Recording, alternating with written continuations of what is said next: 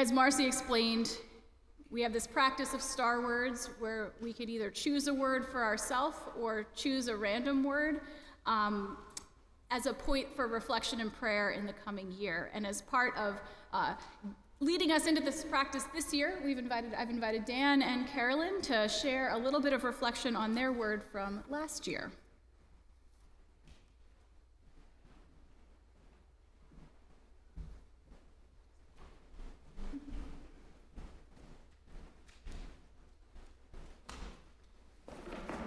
During the song too, sorry. My star word for 2022 was communication. I really didn't want to come up here and speak, but if your guiding star references talking to people, it's kind of hard to say no. So here I am being challenged to uphold my star word, communication. I'm not sure if I picked it or if I wrote it down, but either way, it was an incredibly relevant guiding star for me this year. I had been keeping things to myself for several years, and this was the year I would open up to family and friends. And I was filled with hopeful anticipation as I waited for the right time to talk to loved ones. I kept thinking about the relief I would feel when I didn't have to hold things inside anymore, but I was also filled with anxiety when having difficult conversations. I should have had this with me at the time. The Poppums, which are available on the table outside. I don't know what they're called, Poppums? Okay. Mostly, though, I was filled with a sense that I wasn't alone because I prayed for guidance and support to follow my star. And I believed that God had orchestrated a path for me, and last year, communication is what would get me down that path. I kept the star word in my car's cup holder for a few months, and as I put the words into action, I did feel relief and a sense of peace. Now, as the years come to an end, I remember how having a star word did help me focus, remember my path, what my wishes and desires were, and my hope for a better future and a better self. I hope your star word guides you this year. And if you'd like more information on star words, please check out Pastor Peace Theater on YouTube. Follow your star. Epiphany, follow your star if you haven't already. And if you want to be involved with that, let me know too.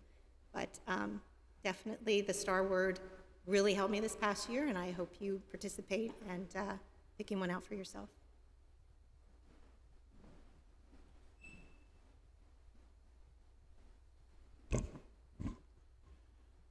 About 40 years ago, we moved into our house. Our neighbor, George, who was elderly at the time, told one of his stories that I remember. It was about going to the dentist and the dentist saying that the repair he was going to do for his tooth would last 20 years. And George said, "I don't know if I need it that long." My word is time. George helped me rethink that thing that we do at midlife, which is not measure so much our birthdays from when we were born, but our birthday from now till when we're not going to be here anymore. And at this point in my life, I'm way closer to this end than I am to that. This star is very relevant to me in these last few years, and especially this year. One part of that, how to make the time that's left worthwhile, and the conflict that arises when it's not easy to come to that. Am I doing what I'm doing for myself or for others? Or how do you make the balance between this and that? Well, if you know me, you know that I spend a lot of time here at the church not being a minister, being a gardener. I'm known to the nursery school as Dan the farmer, Dan the garden man. My daughter gave me overalls like my dad used to wear on the farm for Christmas. You're going to see me looking like a farmer this summer. But what I've discovered is I don't know if I've got the balance right.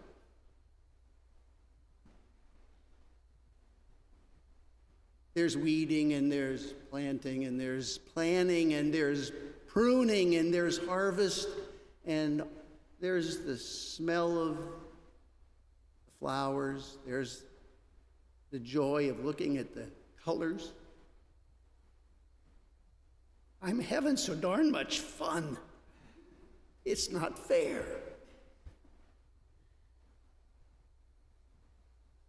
I should be doing something more significant. Am I using time that I have left? I get exercise. I get to talk to people who are positive. There's nobody more hopeful than a gardener.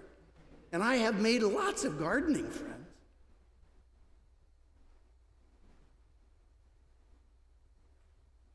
But I'm conflicted.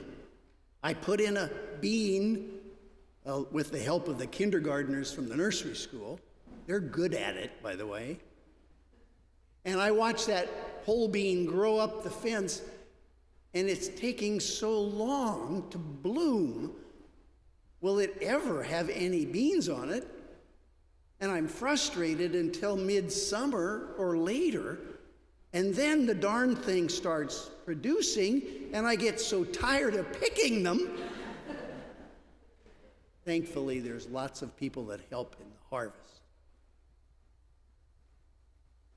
Yeah, I want to warn you that when you pick up your star, it's not going to be all light.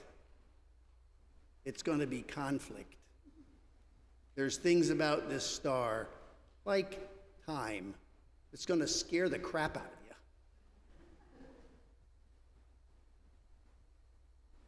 And frustrate you and give you hope.